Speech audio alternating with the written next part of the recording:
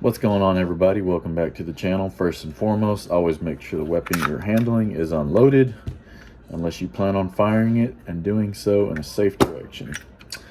So today we're going to be reviewing the Glock 48. And this is chambered in 9mm. It's a slimline frame, so it's single stack here, and this magazine capacity is 10 rounds. Some people say that's not enough. I mean, I carry a revolver that its capacity is 5 rounds, so I'm pretty confident in myself with 10 rounds. I'd say that's double what I'm used to carrying. I love carrying my revolver daily. The Glock, I did buy the Glock for a concealed carry, for personal defense. It is like I said, this is the slimline frame, so it's really thin. I mean, I think it was just a little over an inch wide, and actually really light. Unloaded, it's 18.5 ounces. Loaded, it is 25 ounces, which is considerably light compared to other pistols out there. I like the Glock. Like all Glocks, the trigger could use a little help. I mean, it's not the best. You got to put some real oomph in that finger right there to get that trigger to break over, which is good. I mean, when you've got this thing tucked down in your crotch, the last thing you want is it to accidentally go off, and it's not going to do that. I don't think. Don't you know what I mean. So I carry it in this holster here, and this holster is made by Houston. It's a Kydex holster. It's held up really well. Nothing's come loose on it. You just slip it in there, and then if you want to adjust it, for a tighter grip on it, I like mine semi-loose. That's not terrible. That's really not going to fall out unless you jerk it, and even then I can barely get it to fall out. Almost lost it there, but I like that holster. It's a really good little holster. I think I only paid like 35 bucks for it. If you guys want me to start dropping links to some of the stuff that I'm buying and putting, using with, say, this pistol, this holster, or the sheath for my Leatherman, please let me know. So yeah, I would like to also show you guys kind of how to just pull this gun apart to do a quick little routine cleaning on it. So you cock it back, make sure it's unloaded, please, before you do this. Empty magazine, no magazine, couple cocks, pull the trigger, it's not loaded. Okay, so to take the slide off, you're gonna pull this, you're gonna cock it back like you're putting one in the chamber. Then what I like to do is take my thumb on one side, index finger over the top, squeeze it. So I'm gonna show you what I'm doing here. You want your slide to come back, I would say 1/4 of an inch. Then what you're gonna do is, you see these there's one here. I mean, it runs all the way through, but there's basically two, one on each side. You're gonna pull those down and I do that with my pointer finger and my thumb, just like I pull the slide back, pointer finger and thumb. Pull this down, and at the same time, slide your pinky in here, pull the trigger, and then slide it off. And this is what you're left with, just the handle here and trigger mechanisms, which I don't ever really clean. I mean, unless they're just super gunked up nasty, take a little Q-tip into it, clean it.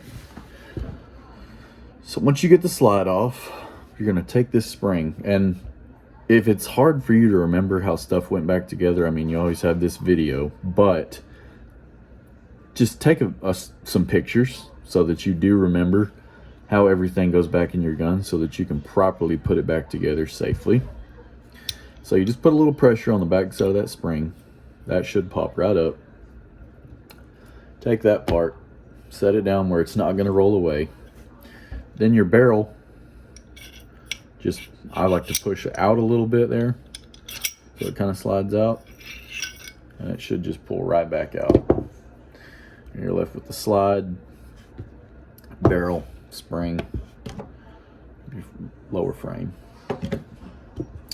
easy peasy. I mean, really easy to clean. My Glock hasn't seized up on me once, actually. I don't even know why I really clean it. These are some pretty tough little guns, but it is like, you know, if I go to the deer lease and I'm riding around on the four-wheeler, a lot of dust will typically get built up all over this gun.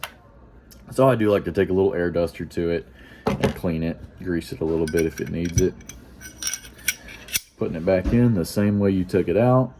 This goes in here like that. And so there's two tiers on this right here. You've got the top step and the bottom step. This goes on the bottom rung here, and you can see it's kind of grooved like the shape of a U, and it'll just seat right down in there on that groove. You've got two of these at the back of your gun. I am still learning how to get these cameras to focus. You've got one here on this side and one here on this side. What you're going to do is you're going to take your slide. Oh, sorry, you have two on the front as well. One right here, one right here. Line those up on the back of the slide, and then it's pretty simple. Just pull it all the way through, make sure it's unloaded, and your gun is back together, ready to go. Now let's get down to kind of one of my negatives with this gun. I really do not care to carry this gun concealed. It is long enough that it bothers me. Let's just see. So this is inside your waistband, okay? From tip to tip here, we'll burn an inch. We're looking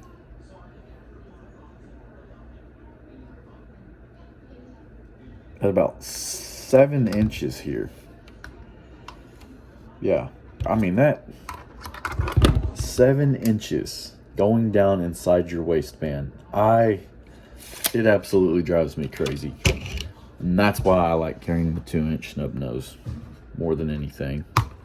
I'm big on comfortability, and this thing right here, I would much rather. I have an outside the hip holster that like I said, when I go out to my deer lease, I carry this on my hip a lot of times. But other than that, I just honestly do not like concealed carrying this weapon, and this is what it was built for. But like I said, that's just me. That is my opinion. I am all about comfortability, and this gun, to me, is not very comfortable. It's just not. It's long enough that it just gets in my way. Plus, I have a little bit of a gut, which you probably saw that with the shooting range video, and it's just not comfortable, like I said. Typical Glock sights, we haven't really gone over those, but just your typical Glock sight. Another thing that I don't really like, this magazine, oh Lord, it is a pain in the butt to load. I mean, yeah, you can get the one, let's see when it gets hard here. 2, 3, 4,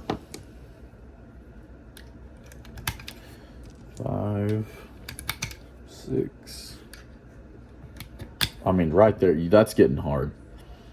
That is not easy. Now, Glock does graciously send you with this little beauty, little speed loader, and you just, the way it works is, it's pretty obvious. I mean, you keep the front out, just like that. You can set it down on the desk if you want.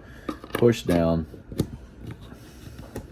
and load them like that. But I'm telling you, you're gonna want to take this thing in your car with you if you're gonna leave this Glock in your vehicle, because if the situation ever does arise that you need to reload this thing, oh, I'm telling you right now, you're not gonna get 10 rounds in there before something bad happens. If you needed it that bad. I mean, hopefully you don't, but I'm telling you right now, without this thing, this is a mother to get completely loaded with all 10 rounds.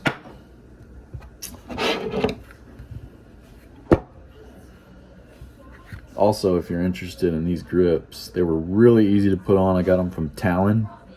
I want to say they were like $8. They were not expensive at all, and I just absolutely love the way they feel in the hand. This gun, honestly, like I've told y'all before, I have huge hands. This gun fits very well in my hand. I absolutely, that's one thing I definitely adore about this gun is it really does fit well in the hand. It shoots pretty well. It's got a 4-inch barrel on it. I really don't have a problem hitting a pie plate with it from 10 yards at all. This gun's really pretty accurate. It's a good gun. I think it makes a lot of people a great concealed gun, concealed carry gun. But for me, like I said, it's just a hair too long. It's uncomfortable to me. Maybe I need to find a different holster, a different way to carry it. I'll kind of play with that as the years go on. But I've had this gun for about a year and a half, and maybe a little under a year and a half. And it's just, it hasn't been my go-to carry gun. I'm not going to lie. My concealed carry gun. It has not been my go-to. It's been the deer lease beater, and that might be what it stays as. But for the most part, great little gun. Great little gun. I voiced my dislikes and likes about it. All in all, for the money, quality, the Glock 48 is definitely worth it. And I would recommend it. Great gun. Alright, well, maybe we'll do a range day here in the next few days. I've got a lot of other guns to go through just to try and get caught up, but we will see y'all later, and that is all for now. Thank y'all. Please like and subscribe.